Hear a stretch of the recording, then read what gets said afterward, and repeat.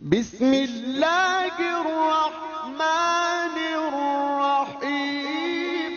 پیارے نبی، پیارے نبی، ہرا گنبد جو دیکھو گے زمانہ بھول جاؤ گے۔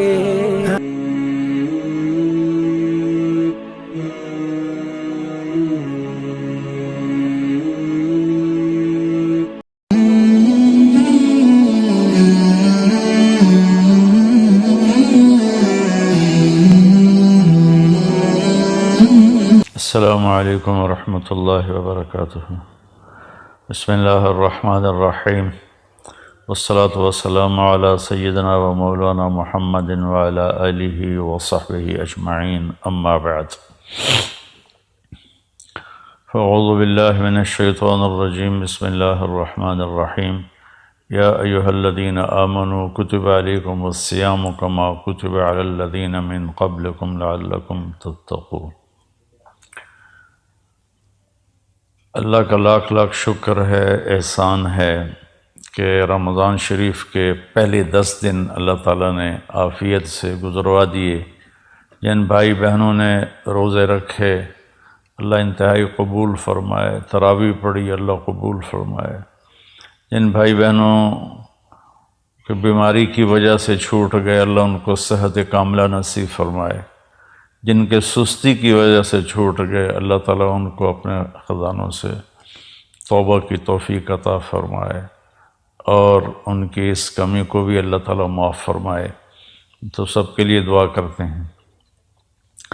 تو اللہ تعالیٰ نے رمضان المبارک کا مہینہ، علماء ایک جگہ میں نے پڑھا تھا، یہ حدیث تو نہیں ہے، ویسی بعض علماء کا قول ہے کہ رمضان المبارک کی 12 مہینوں میں وہ فضیلت اور انفرادیت ہے جیسے یوسف علیہ السلام کی 12 بھائیوں میں، یوسف سمیت 12 بنتے تھے، تو جیسے ان 12 بھائیوں میں یوسف علیہ السلام ایک نمایاں حیثیت رکھتے تھے، اسی طرح ان 12 مہینوں میں رمضان المبارک اپنی ایک انفرادی حیثیت رکھتا ہے کہ کتنی بڑی فضیلت کی بات ہے کہ جنت کے دروازے کھول دیے جاتے ہیں، جہنم کے دروازے بند کر دیے جاتے ہیں، اللہ کا عرش پہلے آسمان پر آ جاتا ہے اور پکار ہوتی ہے، کوئی مانگنے والا ہے، کوئی توبہ کرنے والا ہے، کوئی بخشش چاہنے والا ہے، اور ایک فرشتہ پکارتا ہے نیکی کے چاہنے والے آگے بڑھ، اور دوسرا فرشتہ پکارتا ہے برائی کے کرنے والے پیچھے ہٹ اور بس کر۔ اللہ نے اس رمضان کی ایک اور بھی بڑی خوبصورت فضیلت رکھی ہے کہ اس میں جس کا انتقال ہو جائے دوزخ کے دروازے تو بند ہیں اور قبر میں حساب بھی نہیں ہوتا، منکر نکیر بھی نہیں آتے، اگر وہ ایمان پہ اس کا خاتمہ ہوا ہے تو وہ کتنا ہی ہماری نظروں میں غلط آدمی ہو لیکن اللہ کے ہاں اس کی بخشش ہو جاتی ہے۔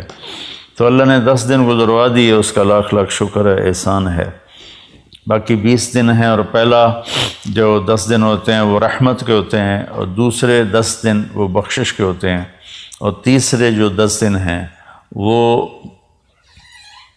جہنم سے خلاصی اور جہنم سے نجات کے ہوتے ہیں۔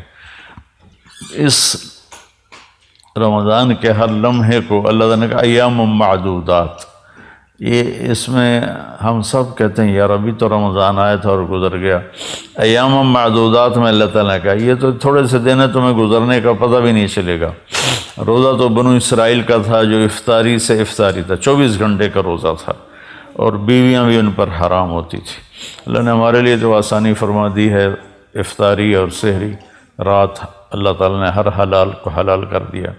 تو میرے بھائی بہنوں، میرے عزیزوں، میرے پاکستانی بہن بھائیوں، میں پوری امت مسلمہ سے بات کرنے کی نیت کرتا ہوں کہ ہر آنے والا دن ہماری زندگی کو کاٹ کے لے جا رہا ہے اور ہم تیزی سے اللہ کی طرف بڑھ رہے ہیں۔ افلا ایک حدیث یاد آ گئی زمانے کے بعد، انکم فی زمان ہدنا وان السیر بکم لسریع افلا ترون الی اللیل والنہار، یخربان کل بعید ویبلیان کل جدید ویاتیان بکل موعود. قال مقداد رضی اللہ تعالی عنہ والحزن یا رسول اللہ قال دار بلاء وانقطاع وإذا التبست عليكم الأمور كقطع الليل المظلم فعليكم بالقرآن فإنه ماحل مصدق وشافع مشفع من جعله أمامه ساقه إلى الجنة ومن جعله خلفه ساقه إلى النار أو كما قال عليه الصلاة والسلام. میرے نبی نے فرمایا کہ تم ہدنہ کے زمانے میں ہو، تم دیکھتے نہیں ہو کہ دن رات کتنی تیزی سے آنے والے وقت کو قریب لا رہے ہیں، اور تیزی کے ساتھ وہ ہماری جوانی کو بڑھاپے کی طرف تبدیل کر رہے ہیں، اور تیزی کے ساتھ اللہ کے وعدے کو قریب لا رہے ہیں، یعنی قیامت، اور قیامت کے بعد حساب کتاب. تو مقداد رضی اللہ تعالیٰ نے پوچھا یا رسول اللہ ہدنہ کیا ہے؟ تو آپ نے فرمایا مصیبتوں کا گھر اور مٹ جانے والا گھر، یہ ہے ہدنہ، یعنی یہ دنیا. تو جب ایک ایسا وقت آئے تم پر کہ ہر چیز تمہارے اوپر کھل نہ سکے اور اندھیرا چھا جائے، تمہیں سمجھ میں نہ آئے میں اب کیا کروں، کدھر جاؤں، فعلیکم بالقرآن، تو تم قرآن کو مضبوطی سے تھام لینا کہ یہ وہ جھگڑا کرنے والا ہے جس کا جھگڑا اللہ تسلیم کرے گا، وہ سفارشی ہے جس کی سفارش اللہ تسلیم کرے گا، جو اسے آگے رکھے گا یہ اسے جنت میں پہنچائے گا، جو اسے پیچھے رکھے گا یہ اسے دھکا دے کے جہنم میں گرائے گا. تو اللہ تعالیٰ نے ہماری خوش قسمتی کہ ہمیں قرآن دیا جو آج تک محفوظ ہے، اس کا ایک ایک لفظ محفوظ ہے، اس کے زیر زبر تک محفوظ ہیں. تو باقی کتابیں تو تبدیل ہو گئیں، ان کے ترجمے ہو گئے، لیکن قرآن ایک ایسی کتاب ہے جو دنیا میں سب سے زیادہ پڑھی جاتی ہے، یاد کی جاتی ہے. کتنا بڑا معجزہ ہے کہ چھوٹا سا بچہ پاکستانی جس کو پتہ بھی نہیں کہ میں کیا پڑھ رہا ہوں، 7 سال کی عمر میں وہ قرآن یاد کر لیتا ہے، اور 70 سال کی عمر میں بھی یاد کر لیتا ہے. تو میرے بھائی بہنوں، یہ ہے اللہ کا پیغام، ہم نے اللہ کے بندوں کو جا کر سنانا ہے کہ اس مختصر زندگی میں ہم اللہ کو مان لیں. اور اللہ نے ہمیں امت وسط بنایا ہے، وَكَذَلِكَ جَعَلْنَاكُمْ أُمَّةً وَسَطًا. نہ ہمارے اندر زیادتی اللہ چاہتا ہے نہ کمی چاہتا ہے. زیادتی اور کمی سے مراد ہے کہ عبادات میں اتنا کھب جانا کہ دنیا ہاتھ سے چلی جائے، دنیا میں ایسے کھب جانا کہ آخرت ہاتھ سے چلی جائے. اللہ نے یہ ہمارے لیے نہیں بنایا. وَكَذَلِكَ جَعَلْنَاكُمْ أُمَّةً وَسَطًا، تم اعتدال کی امت ہو. تو عبادت کرتے کرتے دل میں ایک تکبر سا آ جاتا ہے، اور آدمی نہ داڑھی والا آدمی کسی کلین شیو کو دیکھتا ہے تو ایک لاشعوری کراہت اس کے دل میں پیدا ہو جاتی ہے. برقع والی پردہ خاتون جب کسی بے پردہ عورت کو دیکھتی ہے تو اس کے دل میں ایک لاشعوری کراہت اور ایک لاشعوری اس کی کمی پیدا ہو جاتی ہے. ایسے ہم کسی کو کمیوں کا، نمازی آدمی بے نمازی کو دیکھتا ہے. تو میرے بھائی بہنوں، اپنے روزوں کی حفاظت کرو، اپنی عبادات کی حفاظت کرو. سب کے عیب دیکھنے سے اپنے آپ کو اندھا کر لو، اور سب کی برائی سننے سے اپنے آپ کو بہرا کر لو، اور سب کی برائی بولنے سے اپنے آپ کو گونگا کر لو. تو اللہ کی قسم آپ کا دل سورج کی طرح روشن ہو جائے گا. اب وہ فرید الدین عطار رحمۃ اللہ علیہ کا ایک شعر ہے، لب بند و چشم بند و گوش بند گرنہ بینی نور حق برما بخند. اپنی آنکھوں کو روک لے غلط دیکھنے سے، اپنے کانوں کو روک لے غلط سننے سے، اپنی زبان کو روک لے غلط بولنے سے، پھر اگر تیرا دل روشن نہ ہو تو مجھے آ کے پکڑ لینا. تو ہمارے معاشرے میں ماشاءاللہ عبادات بہت ہیں، لیکن اس کی حفاظت بہت کم ہے. ایک غیبت کا بول سارے دن کے روزے کو لے کے چلا جاتا ہے. ایک حقارت کی نظر وہ سارے دن کی بھوک اور پیاس کو لے کے چلی جاتی ہے. عیسیٰ علیہ السلام تشریف لے جا رہے تھے، ان کے ساتھ ان کے صحابہ تھے. اوپر پہاڑ کی چوٹی پہ ایک ڈاکو رہتا تھا. تو اس نے جب عیسیٰ علیہ السلام کو دیکھا تو اسے ندامت ہوئی، اور اس نے وہیں بیٹھ کے توبہ کی، یا اللہ آج کے بعد میں توبہ، میں کوئی ڈاکہ نہیں ڈالوں گا، اور میں تیرے نبی کے ساتھ رہوں گا. نیچے آیا اور ساتھ چلنے لگا. تو عیسیٰ علیہ السلام کے صحابہ میں سے ایک کی ایسے نظر پڑی اور تو اس کو یوں دیکھا، کہاں صرف اتنا کہا حقارت سے، مطلب یہ تو ادھر کدھر آ گیا؟ تو اس وقت جبریل اترے اور انہوں نے کہا کہ اے روح اللہ، اللہ تعالیٰ فرما رہے ہیں آپ کے پیچھے دو آدمی ہیں، ایک آپ کا صحابی ہے اور ایک میرا بندہ ہے گناہ گار، تو آپ ان دونوں سے کہیں کہ فَلْيَسْتَأْنِفَ الْعَمَلَ، کہ دونوں کے دونوں نئے سرے سے اپنے عمل کو، زندگی کو شروع کریں۔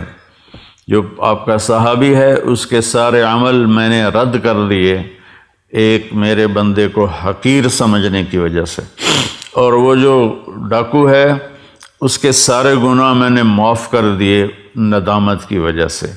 تو اب دونوں زیرو ہیں، ایک کی جو بیلنس شیٹ ہے اس میں سے ساری نیکیاں مٹ گئیں، کسی کو حقیر سمجھا، دوسرے کی بیلنس شیٹ سے سارے گناہ مٹ گئے کہ ندامت آئی، دو چار آنسو ٹپکے اور وہ ساتھ ہو لیا۔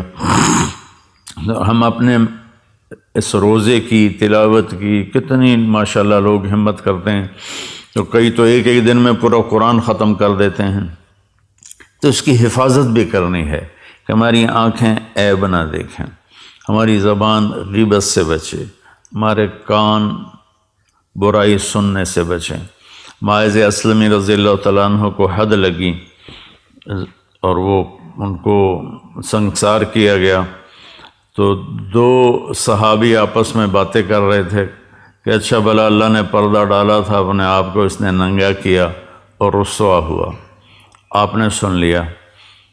آگے جا رہے تھے تو ایک گدھا مردہ پڑا ہوا تھا، اس کی ٹانگیں پیٹ پھول کے اور ٹانگیں اوپر ہو گئی تھیں، تو آپ نے کہا وہ ان دو کو بلاؤ۔ جب وہ آئے تو آپ نے فرمایا کہ یہاں بیٹھ جاؤ اور اس کو کھا لو۔ وہ کہنے لگے یا رسول اللہ یہ آپ کیا فرما رہے ہیں، مرا ہوا حرام مردار ہم کیسے کھائیں؟ تو آپ نے فرمایا ابھی جو تم نے اپنے بھائی کا گوشت کھایا ہے وہ اس سے بھی زیادہ گندی اور غلیظ چیز ہے جو تم نے اس مرنے والے کی غیبت کی ہے۔ پھر آپ نے کہا والذی نفسی بیدہ، اس ذات کی قسم جس کے قبضے میں میری جان ہے، میں اب اس کو دیکھ رہا ہوں ینغمس فی انہار الجنہ، وہ جنت کی نہروں میں غوطے لگا رہا ہے، اور تم غیبت کر کے اپنی ساری کمائی گما بیٹھے ہو۔ تو میرے بھائی بہنوں، روزے کی حفاظت کریں، غیبت چھوڑیں، گالیاں چھوڑیں۔ ہمارے معاشرے میں اذا تصابت امتی سقطت من عین اللہ، جب میری امت ماں بہن کی گالیوں پر آ جائے گی تو اللہ کی نظروں سے گر جائے گی۔ تو مہربانی کر کے ہم اپنی زبان کو میٹھے بول سے سجائیں، جو ہماری برائی کرے ہم اس کی اچھائی کریں، جو ہمیں گھٹیا سمجھے ہم اسے اچھا سمجھیں، جو زیادتی کرے ہم اسے معاف کریں۔ تو اللہ کی قسم اللہ آپ کا کفیل بھی بن جاتا ہے، وکیل بھی بن جاتا ہے، اور رقیب بھی بن جاتا ہے، حفیظ بھی بن جاتا ہے، شہید بھی بن جاتا ہے، ولی بھی بن جاتا ہے، نصیر بن جاتا ہے، سارے اللہ کے جو نام کفا باللہ علیما، کفا باللہ ہادیم کفا بربک ہادیم و نصیرا، کفا باللہ شہیدا، کفا باللہ رقیبا، کفا باللہ ولیہ، الیس اللہ بکاف عبدا فسیکفیکہم اللہ والسمیع العلیم۔ ان ساری آیات کا خلاصہ کرو تو اللہ کہتا میں تیرے ساتھ ہوں۔ کس وقت؟ ہم صرف یہ 1 2 اور 3، بس آج کے میرے پیغام میں یہ ایک چھوٹی سی گزارش ہے، 1 2 3۔ اس نظر سے غلط نہ دیکھو، ایک غلط نظر اندر کو برباد کر دیتی ہے، تباہ کر دیتی ہے۔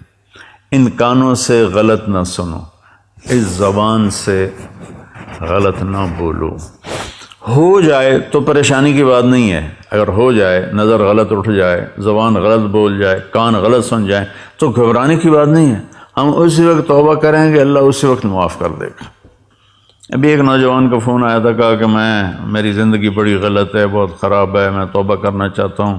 میں ایک مولانا کے پاس گیا تھا کہ کیا میری توبہ قبول ہو سکتی ہے؟ انہوں نے کہا دفع ہو جا، تیرے منہ پہ داڑھی تو ہے نہیں، تو توبہ کرنے کیا آیا ہے؟ تو وہ کہنے لگا میں نے خودکشی کا ارادہ کر لیا کہ زندگی سے تو موت ہی بہتر ہے۔ پھر کہیں سے میرا نمبر ملا تو اس نے مجھے بتایا، پھر میں نے اس کا بیٹا اللہ کہتا ہے اتنے گناہ کرو کہ آسمان کی چھت کو لگا دو، پھر ایک دفعہ کہہ دو یا اللہ معاف کر تو میں ساری معاف کر دیتا ہوں۔ اور میرے نبی نے فرمایا دن میں 70 دفعہ توبہ توڑ کے توبہ کر لے تو اللہ تعالیٰ اس کی بخشش فرما دیتا ہے اور اس سے اپنی دوستی کو برقرار رکھتا ہے۔ جاوید چودھری صاحب بڑے اچھے کالم نگار ہیں، میری بڑی ان سے محبت ہے، دوستی ہے، تعلق ہے۔ انہوں نے ایک دفعہ مجھے فون پہ لیا، مجھے کہا کہ مولانا آپ لوگوں کو گناہوں پہ دلیر کر رہے ہیں۔ میں نے کہا وہ کیسے؟ کہ آپ کہتے ہیں جتنی دفعہ مرضی توبہ توڑو، توبہ کر لو گے تو اللہ معاف کر دے گا۔ اگر آپ کا نوکر 2-3 دفعہ غلطی کرے تو چوتھی دفعہ آپ اسے معاف کریں گے؟ میں نے کہا جاوید بھائی آپ نے مجھے اللہ کے برابر کر دیا، میں تو انسان ہوں، میرا تو بیٹا اگر میرے مقابلے میں آئے گا تو میں کہوں گا بھائی اپنا راستہ الگ کر لو، میری جان چھوڑ دو۔ وہ اللہ ہے، اللہ جو اپنی زبان سے کہہ رہا ہے کہ تمہارے اتنے گناہ ہوں۔ عرفات کے میدان میں جب آدمی پہنچتے ہیں تو اللہ کہتا ہے اتنے گناہ لاؤ جتنے بارش کے قطرے، اتنے گناہ لاؤ جتنے درختوں کے پتے، اور اتنے گناہ لاؤ جتنے ریت کے ذرے، اور اتنے گناہ لاؤ جتنے جس دن دنیا پیدا کی تھی اس سے آج تک جتنے دن اور رات آئے اتنے گناہ لے کر آؤ۔ ایک آدمی، ہر آدمی اتنے گناہ لے کر آئے اور تم کو یا اللہ توبہ، تو اللہ کہے گا جاؤ معاف کیا۔ تو اللہ نے اس کے ساتھ توبہ کا دروازہ رکھا ہے۔ بعض اوقات شیطان نا امید کر رہتا ہے جی میری تو زبان پھسل جاتی ہے، گالی نکل جاتی ہے، غیبت ہو جاتی ہے، یا میری نظر غلط اٹھ جاتی ہے، تو بھائی جہاں غلطی ہو وہیں توبہ کرو، اللہ اسی وقت معاف کر دیتا ہے، کھڑے کھڑے معاف کر دیتا ہے۔ مثلا میں اپنے بیٹے پر تھوڑی سی سختی کروں گا نا تو اس کے دل کے اوپر ایک اثر آ جائے گا، پھر اس کو قریب کرنا چاہوں گا تو وہ قریب نہیں آئے گا۔ میرا مالک، میرا جو جی ایم ہے وہ مجھ پر زیادتی کرے گا تو میرے دل میں ایک اثر آ جائے گا، وہ معافی مانگے گا تو میرا دل نہیں کرے گا معاف کرنے کے لیے۔ اور اللہ اثر سے پاک ذات، ہمارے گناہوں کا اس پر کوئی اثر نہیں ہے، نہ ہماری نیکیوں کا اس کو کوئی نفع ہے، نہ ہمارے گناہوں کا اس کو کوئی نقصان ہے۔ لن تبلغوا ضری فتضرونی ولن تبلغوا نفعی فتنفعونی، کہ تمہاری عبادت مجھے کوئی نفع نہیں پہنچاتی اور تمہارے گناہ وہ مجھے کوئی نقصان نہیں پہنچاتے۔ تو برائے مہربانی اگر غلطی ہو جائے تو مایوس نہیں ہونا چاہیے، فوراً توبہ کرنی چاہیے۔ ایک نوجوان کہنے لگا جی پھر کیا فائدہ، ادھر توبہ کرتے ہیں ادھر توڑ دیتے ہیں۔ میں نے کہا تم کرتے رہو، ایک دن ایسا آئے گا کہ اللہ تعالیٰ تمہیں ایسی محبت کی نظر سے دیکھے گا کہ اللہ تیرے دل سے سارے گناہوں کی رغبت نکال دے گا۔ نہ دلیر ہونا، اللہ غفور الرحیم ہے، معاف کرے گا، اور شراب کی بوتل چڑھا لی اور فحاشی میں لگ گیا، بدکاری زنا میں لگ گیا، اللہ بڑا غفور الرحیم ہے، یہ بھی شیطان کا چکر ہے۔ گناہ پہ ندامت کے آنسو یہ ساری رات کے نفلوں سے اللہ کو زیادہ محبوب ہیں۔ ایک میرے دوست تھے، تو ایک دن ان کا فون آیا اور چیخنا شروع کر دیا زور زور سے فون پہ ہی۔ میں نے کہا بھائی کیا ہوا کیا ہوا؟ مجھے شراب کی عادت لگ گئی ہے، چھوٹ نہیں رہی۔ تو میں نے کہا تیرا یہ جو رونا ہے نا یہ تمہیں اس سے آزاد کر دے گا۔ گناہ کی ندامت بعض اوقات نیکی سے بھی افضل ہوتی ہے۔ تو بھائی بہنوں، ہم ایک بدو آیا، یا رسول اللہ ہمارا حساب کون لے گا قیامت کا دن؟ تو آپ نے کہا اللہ۔ تو کہنے لگا واہ واہ واہ واہ، موجاں ہو گئی ہیں موجاں، بخن بخن، جو ہماری پنجابی میں موجاں ہی ہو گئی ہیں موجاں۔ تو آپ نے فرمایا بھائی کیوں کہہ رہے ہو موجاں ہو گئی ہیں بخن بخن؟ کہ یا رسول اللہ بڑا طاقتور بھی ہے اور بڑا سخی بھی ہے، اور سخی آدمی اور مہربان آدمی پکڑ بھی لے تو چھوڑ دیتا ہے، تو وہ تو اللہ ہے، امید ہے اللہ ہمارے گناہوں کو معاف فرمائیں گے۔ تو بیلنس یہ ہے کہ میرا اللہ غفور الرحیم ہے تو گناہوں کے راستے پہ نہ چلیں، اور میرے اللہ نے جہنم بنائی ہے تو مایوس نہ ہو جائیں، بلکہ اس کے درمیان کی زندگی ہو۔ کوشش کریں زبان غیبت سے پاک ہو جائے، چغلی شکایت سے پاک ہو جائے، کسی کا عیب نہ بتاؤ، اللہ آپ کے عیب چھپا دے گا۔ ایک صحابی نے عرض کیا رسول اللہ میں چاہتا ہوں میرے عیبوں کا کسی کو پتہ نہ چلے، تو آپ نے فرمایا استر عیوب اخوانک یسترک ربک یوم القیامہ، تو اپنے مسلمان بھائیوں کے عیبوں پہ پردہ ڈال، اللہ تیرے اوپر پردہ ڈال دے گا اپنی رحمت کا۔ تو اپنی ہر عبادت کو محفوظ کرنے کے لیے یہ تین چیزیں ہیں، ایک ہماری زبان صحیح چلے، ایک ہماری آنکھ صحیح دیکھے، ایک ہمارے کان صحیح سنیں، تو ہر عبادت محفوظ ہو جائے گی۔ اور اللہ تعالیٰ کو زیادہ عبادت نہیں چاہیے، عبادت کی کثرت مطلوب ہی نہیں ہے۔ لِيَبْلُوَكُمْ أَيُّكُمْ أَحْسَنُ عَمَلًا، کہ ہم یہ دیکھنا چاہتے ہیں تم میں سے خوبصورت عمل کون کرتا ہے۔ میرے بھائی بہنوں، اللہ یہ نہیں چاہتا ساری رات مصلی بچھا کے بیٹھے رہو اور عشاء کے وضو سے فجر کی نماز پڑھو، یہ اللہ نہیں چاہتا۔ اگر چاہتا ہوتا تو میرے نبی اپنے 23 سال نبوت کے عشاء کے وضو سے فجر کی نماز پڑھتے، اور مسلسل روزے رکھنا اللہ نہیں چاہتا۔ اگر یہ ہوتا تو اللہ کا نبی مسلسل روزے رکھتا۔ ہمارے ایک ساتھی تھے، فوت ہو گئے، اللہ ان کی بخشش کرے، وہ 30 سال مسلسل روزے رکھے روزانہ سوائے عیدین، پھر ان کے مزاج میں اتنی شدت آ گئی، اتنی سختی آ گئی کہ وہ ایک دفعہ میرے ساتھ چلے میں تشریف لے گئے تھے، میری انہوں نے وہ دھلائی کی کہ مجھے آج تک اس کی کڑواہٹ یاد ہے، کہ وہ مزاج ان نیچرل ہو جاتا ہے۔ 3 صحابہ آئے، حضرت عائشہ سے پوچھا کہ اللہ کے نبی گھر میں کیا کرتے ہیں؟ کہ وہ سوتے بھی ہیں جاگتے بھی ہیں، اپنی بیویوں کے پاس بھی ہوتے ہیں اور اپنے گھر کے کام بھی کرتے ہیں، اور نفل بھی پڑھتے ہیں، آرام بھی کرتے ہیں۔ تو انہوں نے کہا یار وہ تو اللہ کے نبی ہیں، بخشائے، ہمیں تو کچھ اس سے زیادہ کرنا چاہیے۔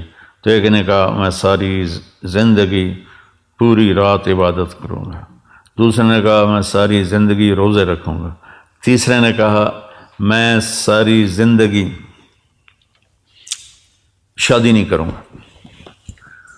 تو اللہ کے نبی کو پتہ چلا تو آپ نے تینوں کو بلا لیا، آپ نے فرمایا مجھ سے زیادہ اللہ سے ڈرتے ہو، مجھ سے زیادہ تمہیں اللہ کا پتہ ہے، میں اللہ کا نبی ہوں، میں کھاتا بھی ہوں، میں روزہ بھی رکھتا ہوں، میں افطار بھی کرتا ہوں، میں سوتا بھی ہوں، میں نفل بھی پڑھتا ہوں، میں اپنی بیویوں کے پاس بھی جاتا ہوں اور اللہ کو بھی یاد کرتا ہوں، کیا تم مجھ سے زیادہ عبادت گزار بننا چاہتے ہو؟ میری امت میں رہبانیت نہیں ہے، میری امت میں رہبانیت نہیں ہے، اعتدال والی زندگی اللہ کو پسند ہے۔ ساری دنیا کے اولیاء کرام شیخ عبد القادر جیلانی بن جائیں اور پھر وہ سارے ایک صحابی کے برابر ہونا چاہیں تو کسی صحابی کے برابر نہیں ہو سکتے جن کو اللہ کے نبی کی صحبت نصیب ہوئی۔ تو اسلام ایک معتدل زندگی پیش کرتا ہے۔ یہ اس قسم کے واقعات کتابوں میں ہیں، 40 سال عشاء کے وضو سے فجر کی نماز پڑھی اور ساری زندگی ایک میں پڑھ رہا تھا، میں نے 1 سال کھایا پیا نہیں، 1 سال پیا کھایا نہیں، 1 سال نہ کھایا نہ پیا۔ یہ اسلام تو ہمارے پیش کرنے کا نہیں ہے، اسلام تو ایک خوبصورت زندگی پیش کرتا ہے۔ ولایت کا مقام عبادت سے نہیں ہوتا ہے، ولایت کا مقام اللہ کے بندوں کے سامنے جھکنے سے ملتا ہے، تواضع اور عاجزی سے ملتا ہے۔ تو ہم اپنے اسلام کو اللہ نے ہمیں معتدل اسلام دیا، اپنے بچوں پر بھی سختی سے نافذ نہ کریں۔ تو بھائی بہنوں، اعتدال سے چلنا اور اللہ کے سامنے سر جھکانا، اور یہ نظریں، یہ زبان، یہ کان، اس کو آپ محفوظ کر لیں۔ اس نے میرے ساتھ یہ کیا، آپ نے کہا چلو درگزر کرو، تو پھر آپ دیکھو گے اللہ تعالیٰ آپ کی زندگی میں کیسے بہار لاتا ہے۔ السلام علیکم۔